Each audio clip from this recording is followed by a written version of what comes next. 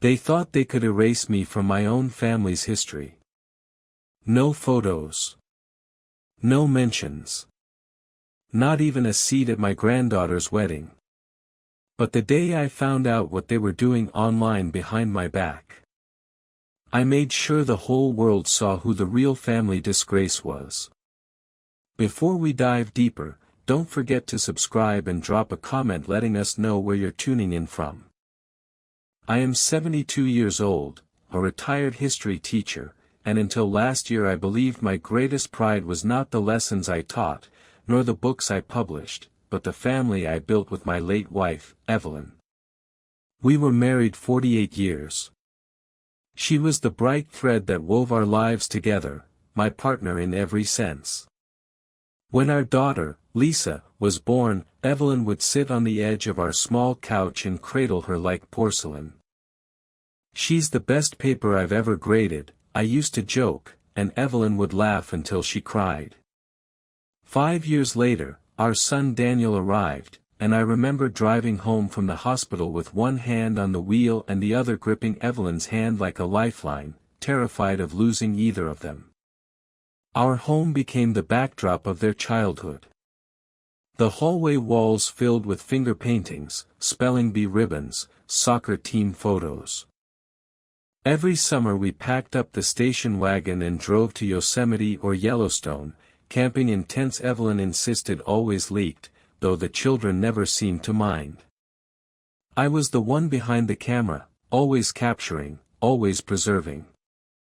Birthdays where the frosting melted in the July sun, Christmas mornings where wrapping paper covered the living room like snowfall, Easter egg hunts where I would hide one too well and we'd find it, half-rotten, weeks later. When my children grew up and had families of their own, I thought I had been given a second chance at fatherhood. To rock my grandchildren in the same chair that once creaked under their parents' weight. To teach them how to skip stones, how to plant tomatoes, how to whistle through their fingers. Every photo I snapped of them felt like a promise, that even after Evelyn passed, even after time thinned my hair and slowed my steps, the love I poured into them would remain, immortalized in albums and frames. I thought memories were treasures that could never be stolen. I was wrong. The first sign of trouble came on a Sunday afternoon. I was in my study, nursing a cup of lukewarm tea, when a notification popped up on my laptop. Lisa had posted a photo album titled Family Through the Years. I clicked it immediately. I always did. For years, I had been the unofficial archivist of our family, the man who printed doubles of every photo and mailed them in envelopes with little notes scribbled on the back. Seeing my children finally take an interest in preserving memories made me smile. At first, the pictures warmed me. Lisa at her 8th birthday party, frosting on her chin. Daniel at his high school graduation, cap tilted too far back. Vacations, weddings, christenings, the moments of a life I had helped build. But as I scrolled, something began to gnaw at me. Not once did I see myself. In the Yosemite trip photo, there was Evelyn, the children, and the tent I had set up by hand. But the space where I should have been, right beside her, was cropped so close it showed only the zipper of my jacket. In the graduation pictures, there was Evelyn with her arm around Daniel, Lisa beside them, smiling.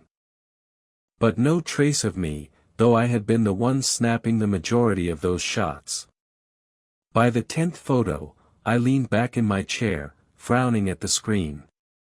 Surely it wasn't intentional. Lisa must have picked the pictures at random. Maybe she preferred the ones Evelyn was in. Everyone did. Evelyn had the kind of smile that lit a photo from within. Still, I knew I had been there. I remembered where I stood when those pictures were taken. I remembered Evelyn reaching for my hand after the flash, whispering, "You got it, Harold." I closed the laptop, telling myself not to be ridiculous. My children loved me. They always had. If I wasn't in the photos, it was because of chance. Or bad framing. Or maybe I was the one behind the camera, as usual. But that night, lying in bed with Evelyn's photograph on the nightstand, I caught myself wondering if it was more than coincidence. For the first time in 72 years, I questioned whether I truly belonged in the very family I had built with my own two hands. The second sign arrived a few weeks later. It was my granddaughter Emily's school recital, a little spring showcase where she sang in the choir and played a short piece on the piano. I wore my best jacket, the gray one Evelyn always said made me look dignified, and bought a bouquet of daffodils to hand her afterward. The performance itself was lovely. Emily spotted me from the stage and waved, her grin wide and bright, and for a moment the hollow place inside me filled with pride. When the show ended, families crowded into the gymnasium to take pictures. Parents gathered their children, posed them under the school's banner, and held up phones to capture the moment. Lisa waved me over. "Dad, come stand with us," she called. I stepped into place beside her and Daniel, Emily in front, holding her flowers. I felt the warmth of belonging again, just for a moment. The next morning, Lisa posted the photos online. I clicked through eagerly, expecting to see the proud group shot. But there I wasn't. In one picture, Lisa stood with Emily, both smiling wide. In another, Daniel and his wife leaned in close with the children. And in the one that should have been our photo, our family together, I was missing. Cropped out cleanly, as if I had never been there. I went back through them, searching. Maybe she'd uploaded the wrong version. Maybe there was a second album. But no. Dozens of shots, different angles, even candid ones in the crowd. I appeared in none. For a moment, my stomach twisted. Then I laughed at myself, the sound brittle in my empty kitchen. Of course I was overthinking it. Maybe she had chosen the pictures where she thought everyone looked their best. Maybe the crop wasn't intentional at all. But as I closed the laptop, the image of us lining up for the group shot returned to me. I remembered how Lisa had guided Emily into position, how Daniel had crouched to fit in the frame, how I had stood right there, my hand resting lightly on Emily's shoulder. Yet in the version the world saw, that hand, my hand, was gone. That night, while brushing my teeth, I caught my reflection in the bathroom mirror. For the first time in a long while, I wondered if maybe I was easier to forget than I had believed. The third sign came on a warm Saturday in June, at a family barbecue in Daniel's backyard. They had set up a rented tent and a long folding table covered in paper plates and potato salad. The smell of grilled chicken hung in the air, and for a while I let myself enjoy it. My grandchildren ran in circles with squirt guns, shrieking with laughter. It almost felt like the old days, when Evelyn and I would host neighborhood cookouts and everyone's children seemed to grow up in our yard. When the food was ready, Lisa called everyone over for a group picture. "Come on, family photo," she shouted, waving her phone in the air. Everyone crowded in front of the tent, Daniel with his arm around his wife, Lisa fussing with her hair, the grandchildren pressing in close. I stepped forward, ready to take my place. But as I moved in beside Lisa, she glanced at me and said quickly, "Dad, why don't you get one of us first? You're good with cameras." She pressed her phone into my hand before I could respond. So I took the picture. A big, smiling family, laughing and leaning into one another. A picture-perfect moment. When I lowered the phone, I half expected her to say, "Now one with you, Dad." But she didn't. She just clapped her hands and said, "Great. Let's eat." I stood there with the phone still in my hand, feeling foolish. I had taken their family photo. Their family. Not ours. Later that night, after the dishes were cleared and I was back in my quiet house, I checked my phone. Lisa had already uploaded the photo, tagging everyone. Everyone but me. I stared at the screen for a long time, trying to make sense of it. Maybe she forgot. Maybe it was nothing. But deep down, I knew. 3 times wasn't an accident. For the first time, I felt a cold thought creep into my mind: maybe my family was starting to practice living without me. The reveal came late one night, and it was not dramatic. It was almost an accident, a careless click from someone who didn't think twice. I had just finished reading in my chair, Evelyn's old quilt folded over my knees, when my phone buzzed. A notification from my grandson, Tyler. At first, I smiled. He rarely reached out directly, so maybe this was his way of sharing a photo, or a funny video. It was a link. No explanation, just a small blue hyperlink, the kind that disappears into the clutter of a chat window. I hesitated for a moment, then tapped it. A page opened. A private social media group. Its name stopped me cold, Life Without Harold. For a second, I thought I had read it wrong. My thumb hovered above the screen, my eyes scanning it again and again. Life Without Harold. Harold, me. My name. At first, I thought maybe it was a memorial page, some kind of cruel joke, a mistake. But then I began to scroll. There were photos, dozens of them. Photos I recognized immediately. Family trips. Birthdays. Weddings.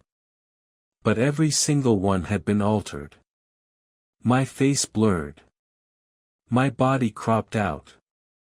Sometimes, it was as though I had never been there at all. In one, Evelyn and I had stood together on the shore of Lake Tahoe, her hair whipping in the wind, my arm wrapped around her. In their version, the picture had been zoomed so tightly that only Evelyn remained, smiling alone against the water. I had been cut away, discarded like the empty edge of the frame. I scrolled further. More photos, more absences. And then I saw the comments. Lisa had posted, "Looks better without the extra clutter, doesn't it?" followed by a string of laughing faces. Daniel replied, "Finally, a proper family photo." Dozens of likes. Even from the grandchildren. My heart slammed against my ribs. My throat went dry. For a moment, I convinced myself it had to be sarcasm, some strange family joke that I wasn't in on. But then I found the videos. Short clips. My children, my grandchildren, sitting around a table. They were imitating me.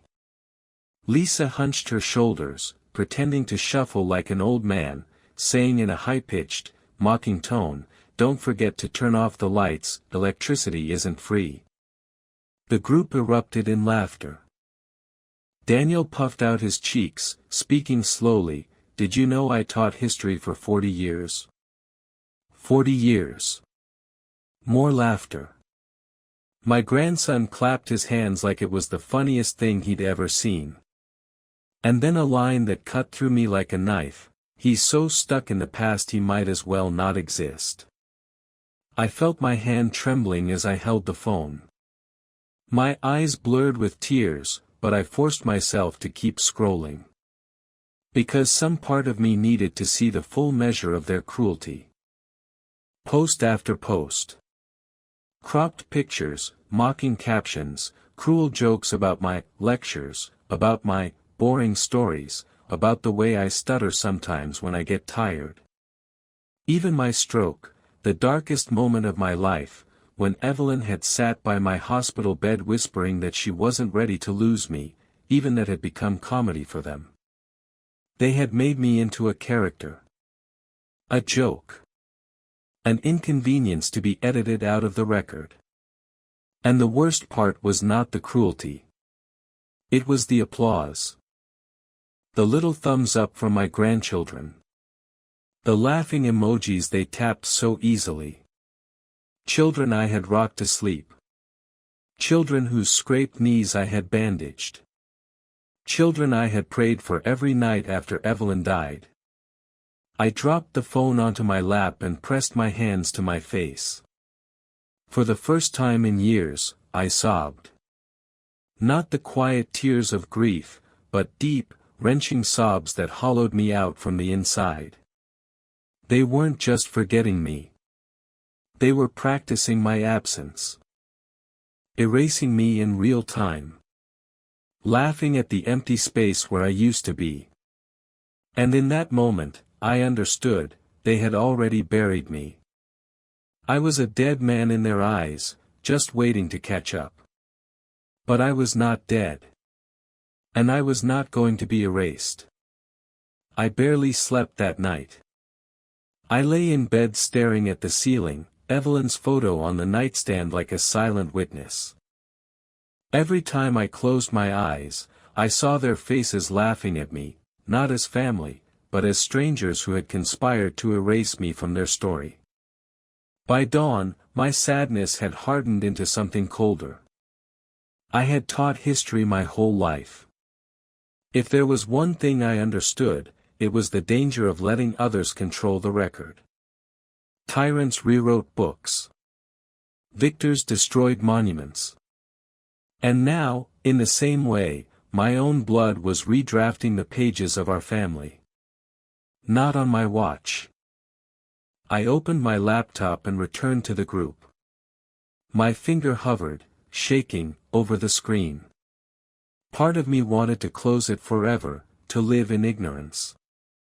But another part, the part that had graded thousands of essays, that had memorized dates and battles and speeches, insisted, document everything. So I did. For hours, I clicked save. Every photo, every caption, every cruel video, stored on my hard drive. I created folders, edited photos. Mocking videos. Comments.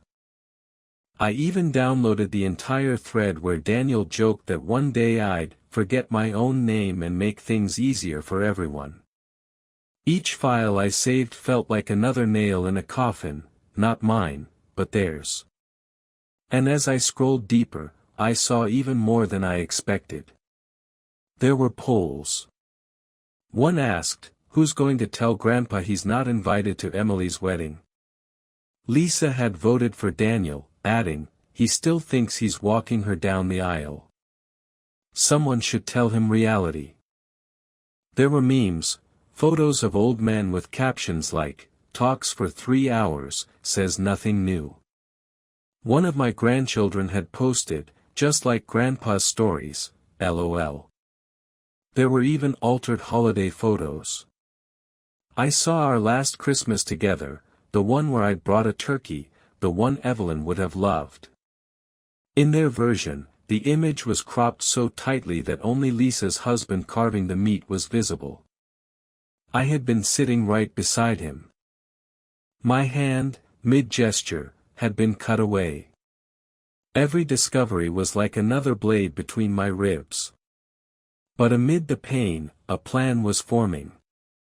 I wasn't going to confront them in person, not yet. That would only give them time to close ranks, to hide the evidence, to gaslight me into thinking it was all a misunderstanding. No. I would fight the way they had fought me, through memory. Through record. If they wanted to erase me from family history, I would remind them, and the world, who had built that history in the first place. So I started my own archive. From the shoeboxes in my closet, I pulled out every old photograph Evelyn and I had saved. From the attic, I hauled down dusty VHS tapes, birthday cards, letters, every scrap of proof that I had been there, that I had loved, that I had built this family with my bare hands. For hours, I scanned, digitized, organized. I labeled everything: Lisa's graduation, 1996, Dad present. Daniel's first baseball game, 1990, Dad coaching. Christmas 2004, Dad carving the turkey. Evidence. Testimony. Proof. Every keystroke, every upload felt like a battle won. And with each piece of evidence, my sorrow began to transform. No longer raw grief, but a steady fire in my chest. A fire that whispered, "They will not erase me. I will write myself back into the record. And when the time comes, they will have to face the truth they tried to bury." In the weeks that followed, my life split into two worlds. By day, I played the role they expected, the quiet, aging father who nodded along at dinners, who smiled at the right moments, who didn't ask too many questions. But at night, when the house was still and the only sound was the grandfather clock Evelyn had loved, I became something else. A historian of my own life. An archivist at war. I spread photographs across the dining room table, labeling them one by one. Evelyn holding newborn Lisa, and me, right beside her. Daniel riding his first bike with my hand steadying the seat. Family vacations where I pitched the tents, lit the campfires, roasted the marshmallows. Every image that proved my presence went into a folder marked evidence. Every memory they couldn't erase went into testimony. I even transcribed lines from Evelyn's journals, her words about me. Harold stayed up all night with Daniel when he had the flu. Harold fixed the car again. Harold never forgets the small things. Each note was like her voice echoing back from the past, reminding me that I had mattered, even if my children had chosen to forget. Still, the cruelty continued. One Sunday, Lisa invited me for brunch. I arrived with a small tin of muffins, still warm, only to find I wasn't expected. "Oh, Dad," she said, glancing at the clock. "We thought you'd come later. We've already eaten."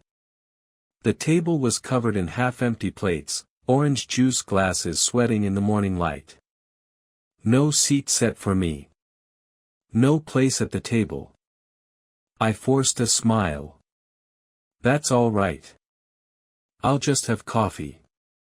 But as I sat there with my untouched cup, I caught Lisa's husband whispering under his breath, "He's like a shadow that doesn't know it's night."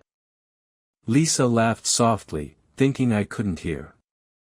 Another time, at Daniel's house, I brought over old home videos I had digitized, thinking the children might enjoy seeing themselves as toddlers.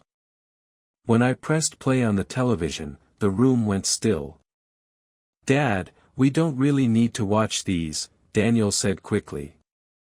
"They're dated." My granddaughter rolled her eyes. "Seriously, Grandpa, no one cares about old VHS tapes. Everything's online now." Her words hit me harder than she knew. Everything's online, except me. I smiled, pretended not to mind, and carefully packed the DVDs back into my bag. But inside, I felt Evelyn's absence more than ever. She would never have let them speak to me that way. She would have reminded them who kept the lights on, who worked late hours to put food on that table, who built the foundation they now stood on. Instead, I said nothing. I went home and scanned more photographs. I clipped more videos. I typed more notes. And slowly, quietly, I began to build the platform that would become my weapon. I bought a domain name, Life with Harold. I learned how to upload galleries, how to create side-by-side comparisons.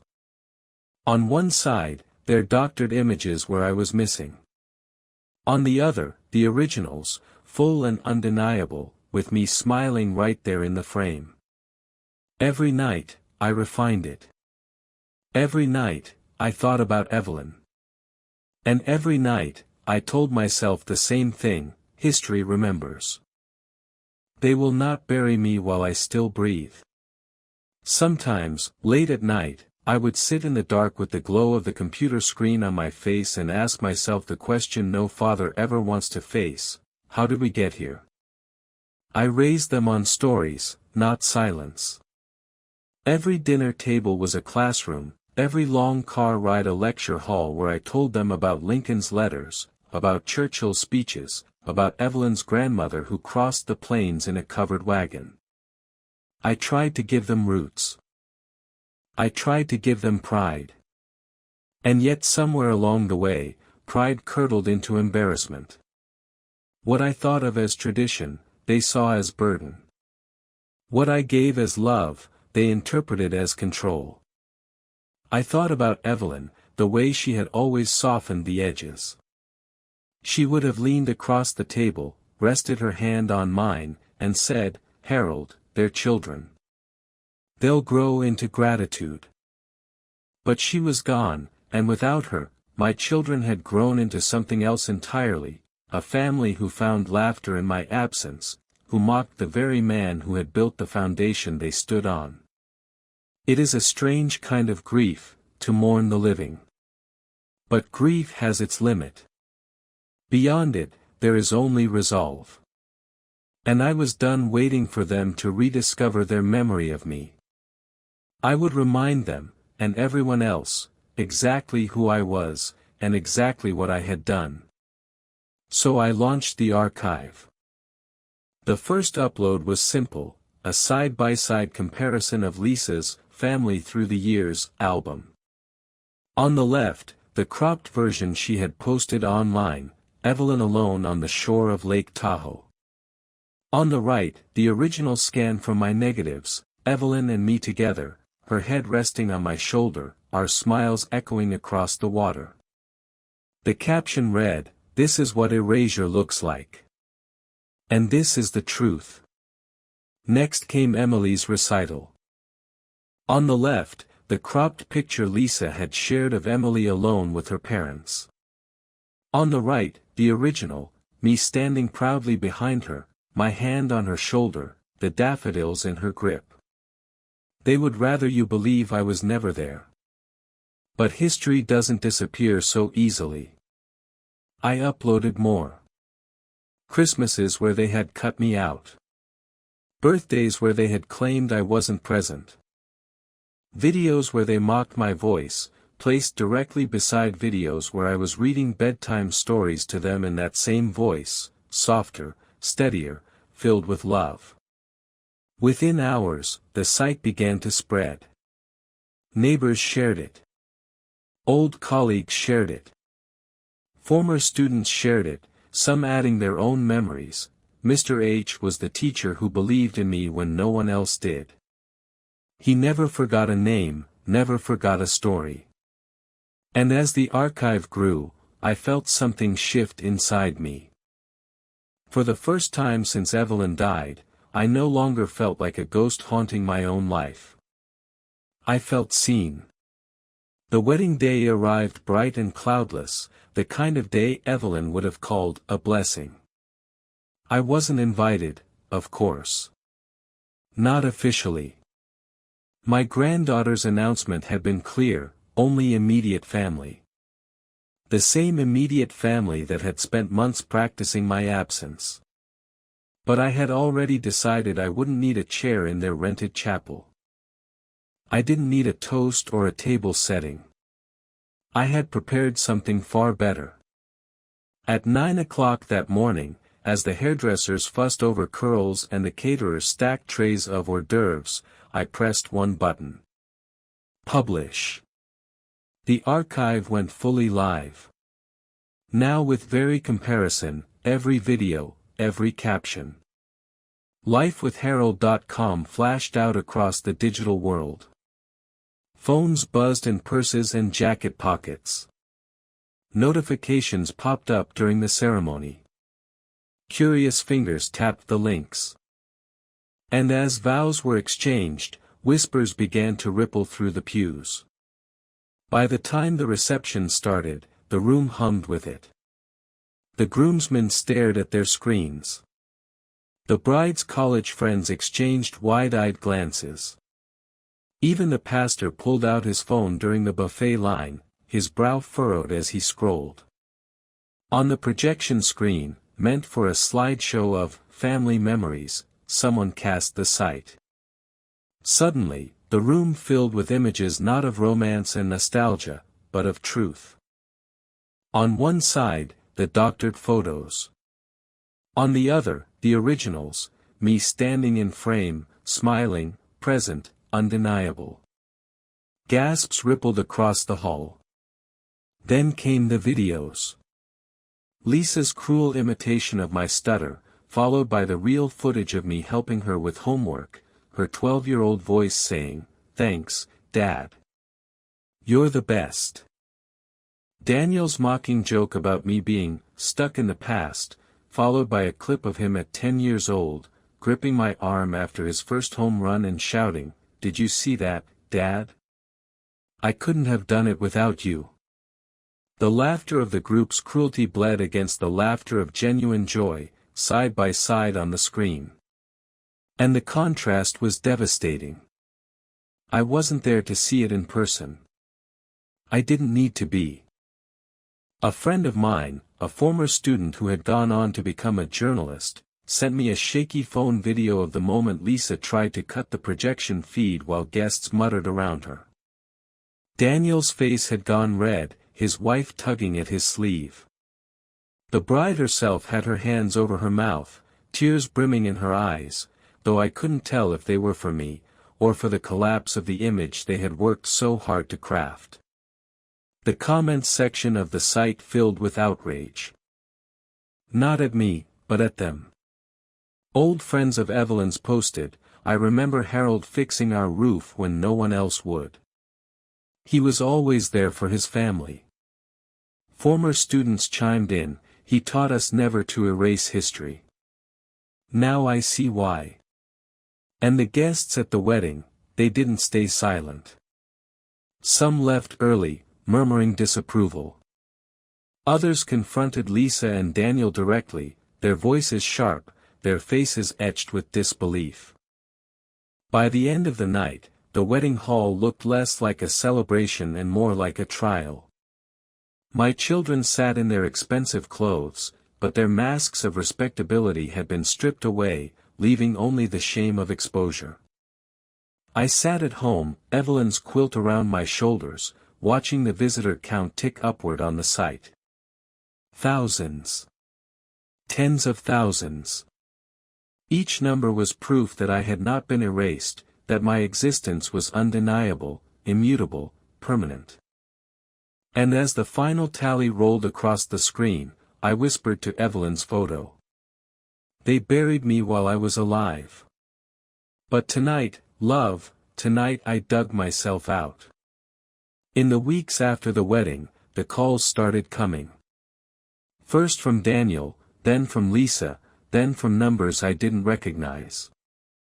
I let them ring. I wasn't interested in apologies offered out of shame, or explanations given only because the world had seen the truth. I had spent too many years listening to words that cost nothing. Life did not give me back my family. But it gave me something better, the reminder that memory, once recorded, cannot be erased. I was 72 years old when I learned that lesson the hardest way. But now, every time I look at Evelyn's photograph, I feel her voice in the silence. "You kept the truth alive, Harold. That was always your duty. And so I do." Hello everyone, and thank you for watching. I truly hope you enjoyed listening to this story as much as I enjoyed creating it. If you did, Please consider liking the video and subscribing to the channel to help support the creation of more stories like this. Have a great day or evening.